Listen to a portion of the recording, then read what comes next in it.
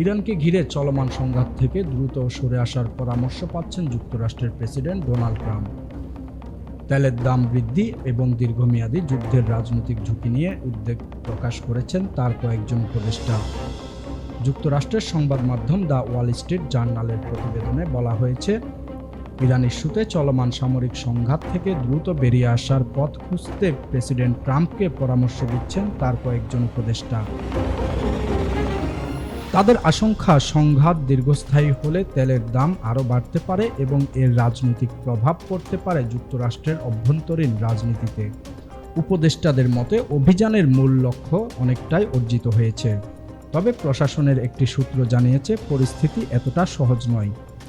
যতদিন তেহরান মধ্যপ্রাচ্যের বিভিন্ন স্থানে হামলা চালিয়ে যাবে এবং ইসরায়েল ইরানের লক্ষ্যবস্তুতে আঘাত হানার প্রস্তুতি রাখবে, ততদিন যুক্তরাষ্ট্রের এই সংঘাত থেকে সরে আসা কঠিন হয়ে পড়তে পারে। সোমবার প্রেসিডেন্ট ট্রাম্প বলেছেন, ইরানের বিরুদ্ধে যুক্তরাষ্ট্রের এই সামরিক অভিযান খুব শিগগিরই শেষ হবে। তবে প্রশাসনের ভেতরের সূত্র বলছে, কাঙ্ক্ষিত বিজয় নিশ্চিত না হওয়া পর্যন্ত যুদ্ধ থামানোর সম্ভাবনা কম। এদিকে সামরিক চাপের মধ্যেও যুক্তরাষ্ট্র ও ইসরায়েলের দাবি মেনে নিতে ইরানের অনীহা দেখে ট্রাম্প কিছুটা বিস্মিত হয়েছেন বলেও প্রতিবেদনে উল্লেখ করা হয়েছে। বিশ্লেষকদের মতে সংঘাতের ভবিষ্যৎ অনেকটাই নির্ভর করছে কূটনৈতিক সমাধানের উপর।